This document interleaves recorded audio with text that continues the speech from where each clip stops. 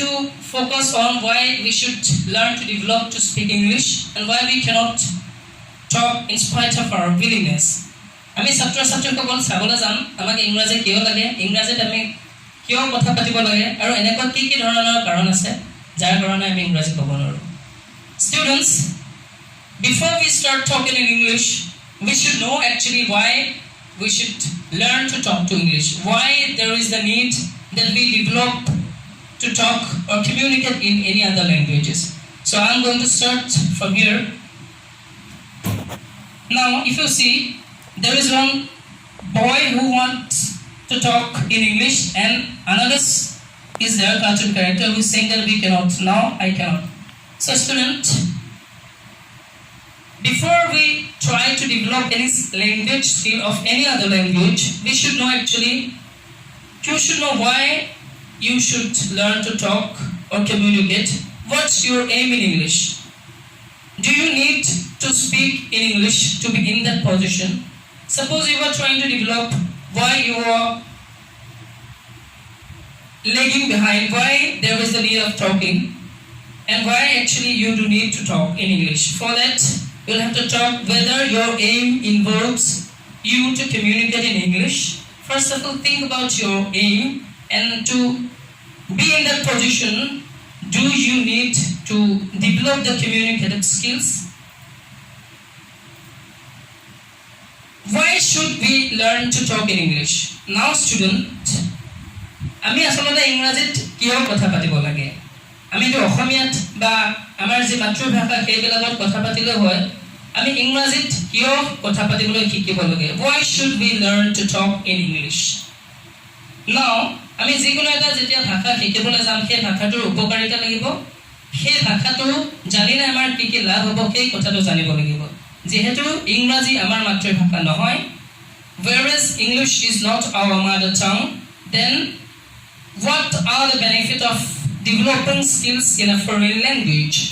Now student, তোমালোকে চোৱা, যদি তোমালোকে ইংৰাজী জানা, ই তোমালোকক এনেকৈ সহায় কৰিব. Now the first point is to develop professionally. If you want to develop professionally, if you want to work more professionally, if you want to develop your profession to be as an updated person, so you need to develop professionally, and to develop professionally you need to know the communicative skills of English language. We are going to attend conferences, meetings and seminars.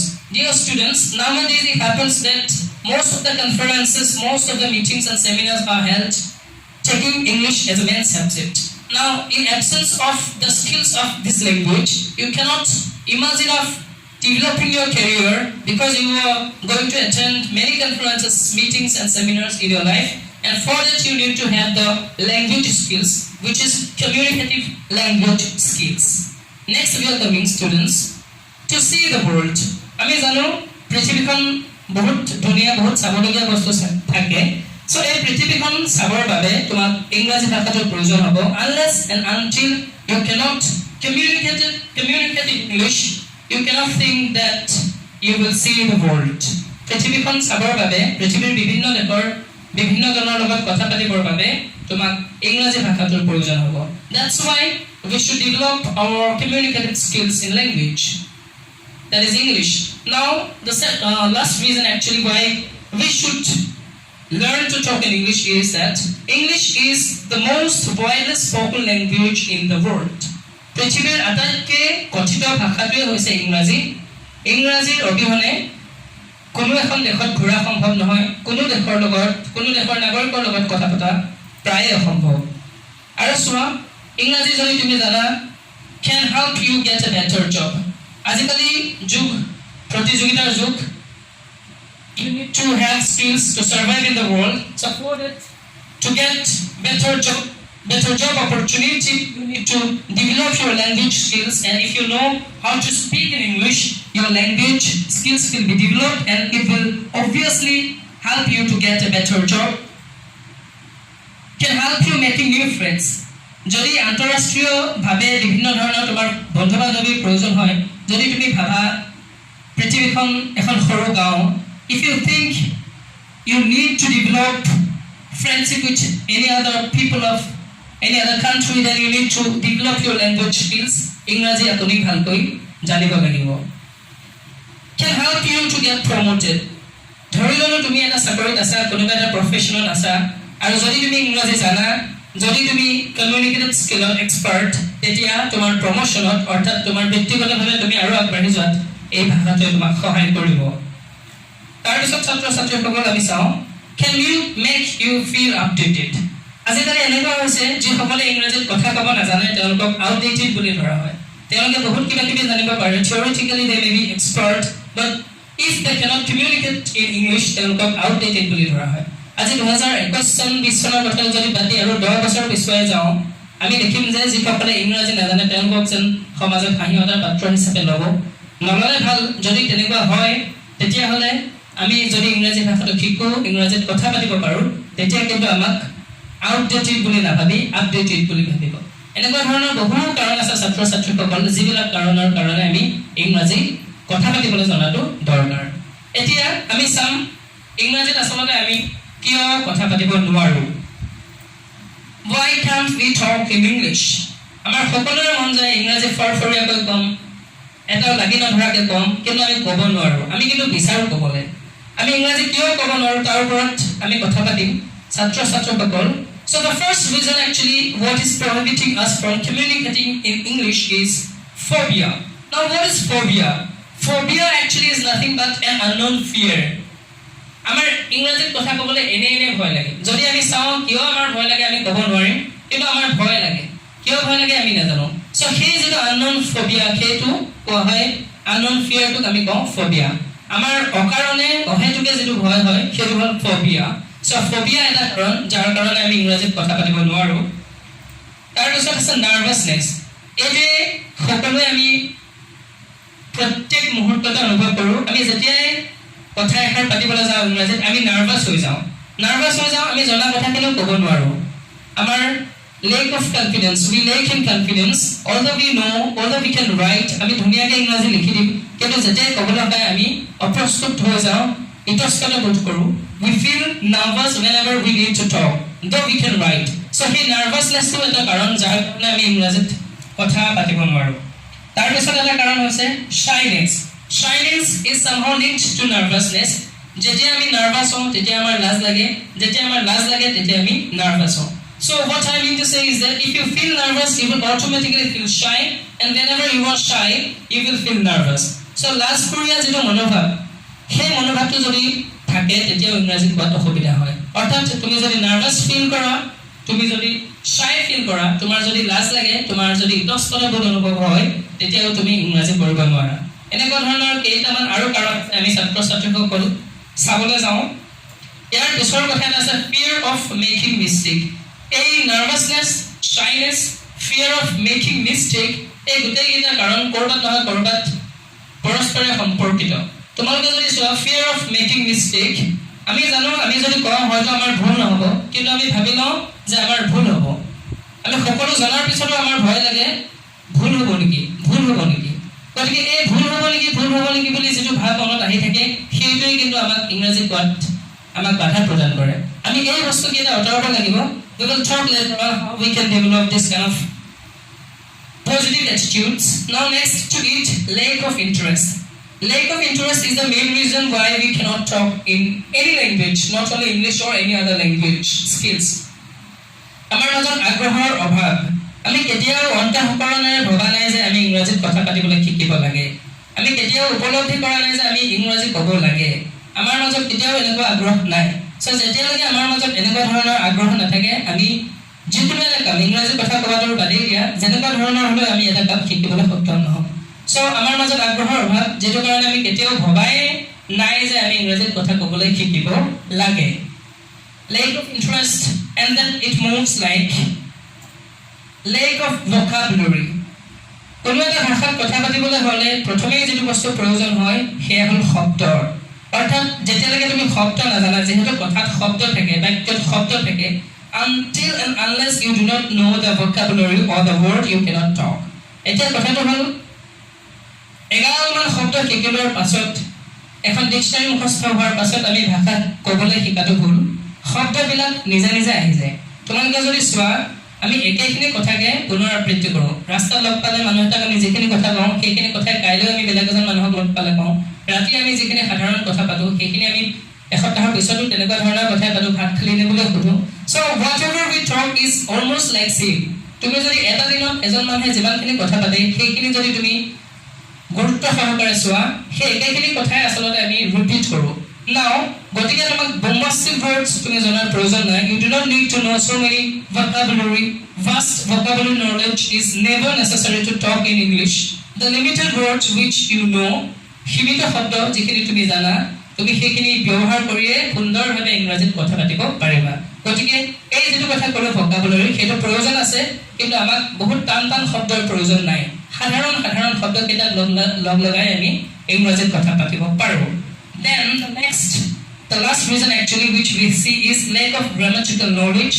ছাত্ৰ ছাত্ৰীসকল পিছত মই ব্ৰেকেটৰ ভিতৰত আৰু এটা কথা লিখি দিছো which is nothing to be afraid of now grammatical knowledge বহুতে কয় যেতিয়ালৈকে তুমি ব্যাকৰণ নাজানা তেতিয়ালৈকে ভাষা এটা শিকিব নোৱাৰা হয় ভাষা এটা জানিবৰ বাবে আমাক ব্যাকৰণৰ প্ৰয়োজন কিন্তু আমি যদি চাওঁ যেতিয়া আমি কথা পাতো to communicate actually we never use too many grammatical things when we talk to any other people আমি যেতিয়া মানুহৰ লগত কথা পাতো আমাক ইমান গ্ৰামাৰ প্ৰয়োজন নাই ধৰি ললো মই তুমি কেতিয়াৰ পৰা ইয়াত আছাহী বাক্যটোক আমি অসমীয়াত ক'বলৈ গ'লে তই কেতিয়া আহিলি বুলি ক'লেও আমাৰ চলি যায় তুমি ভাত কেতিয়া খালা বুলি কোৱাতকে কেতিয়া খালা তেনেকৈ কিবা কিবি শৰ্টকে কৈ দিব পাৰি অৰ্থাৎ প্ৰকৃতভাৱে প্ৰপাৰলি আমি গ্ৰামাৰ নজনাকৈও মানুহৰ লগত কথা পাতিব পাৰোঁ আৰু সেয়ে গ্ৰামাৰটো পিছত নিজে নিজে শিকা যায় এটা তোমালোকে যদি নিজৰ মাতৃভাষা চোৱা ইফ ইউ লুক বেক তোমালোকে যদি অসমীয়া বা তোমাৰ মাতৃভাষাত যেতিয়া কথা ক'বলৈ শিকিছিলা তোমাক কিন্তু কোনেও গ্ৰামাৰ শিকোৱা নাছিলে কনটেক্সট বুলি কোৱা কথা এটা আছে পৰিৱেশৰ লগত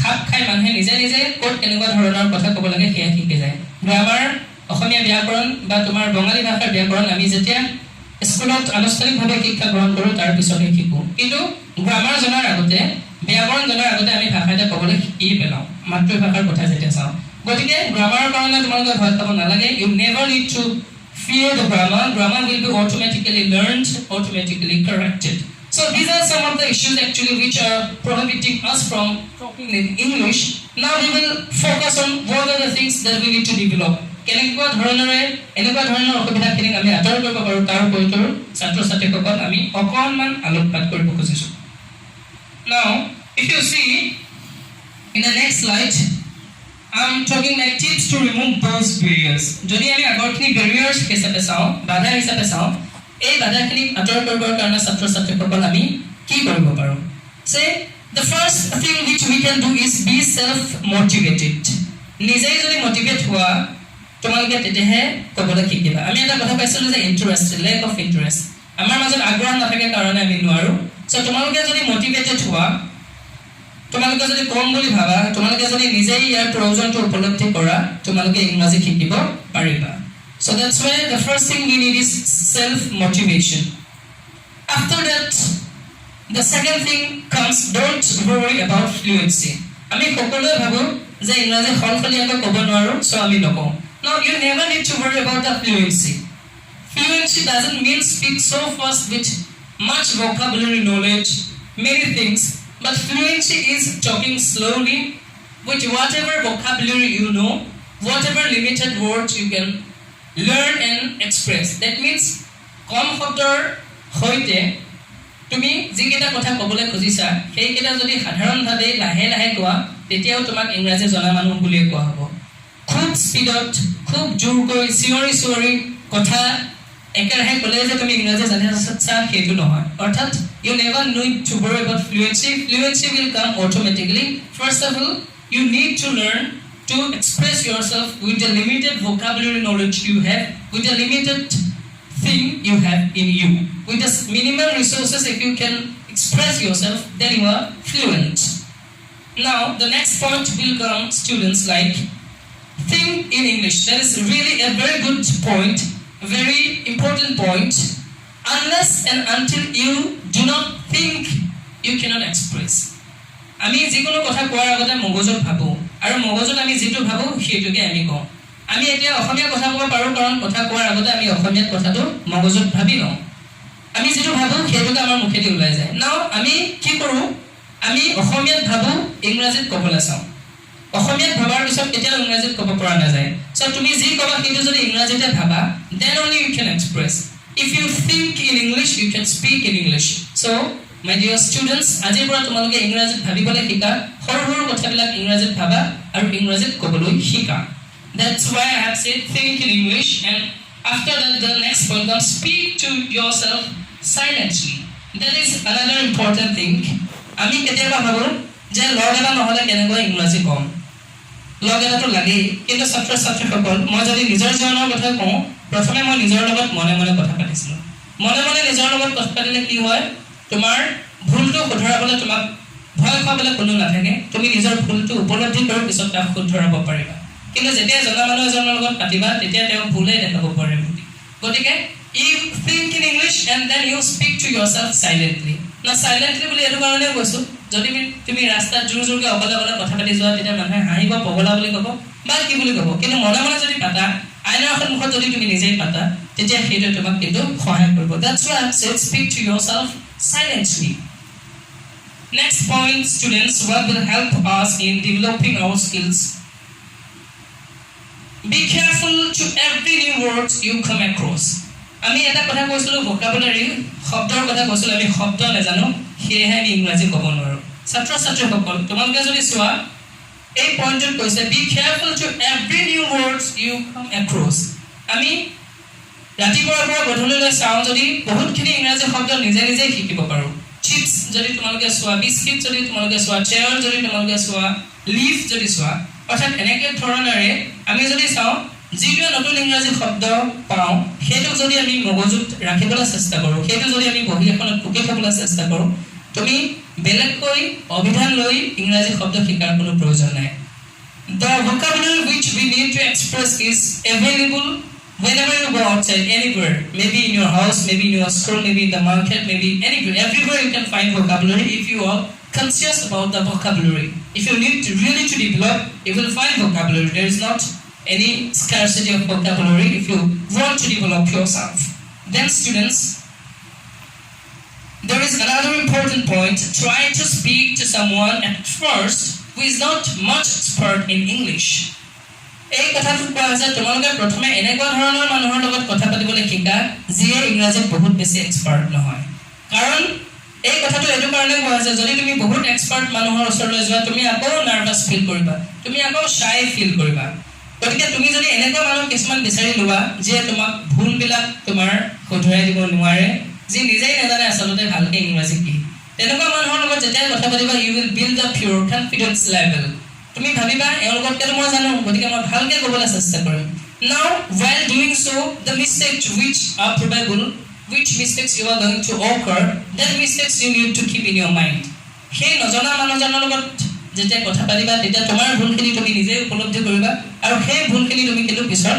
শুধৰাব পাৰিবা there should be one reflection kind of work তুমি নিজে যদি নিজৰ কথাখিনি ভাবা তেতিয়া তুমি ভুল শুধৰাব পাৰিবা সো মই কি কৰিছো মই মোৰ মায়ে ইংৰাজী একেবাৰে মায়ে নাজানে সো মাৰ আগত মই ইংৰাজী কওঁ তেতিয়া মোৰ নিজকে বহুত জনা লাগে আৰু মায়ে ভাবে ই চাগে পাৰিছে মায়ে মোক শুধৰাব নোৱাৰে কিন্তু মই নিজৰ ভুলবিলাক গম পাওঁ মই যেতিয়া নিজৰ ভুলবিলাক গম পাওঁ ভৱিষ্যতে সেই ভুলবিলাক মই আকৌ ৰিপিট নকৰিবলৈ চাওঁ এনেদৰে if you try to develop talking habits with the people who do not know much about the language you will develop the skills ছাত্ৰ ছাত্ৰীসকল ইয়াৰ পিছত কিবা আছে নাই চাইছো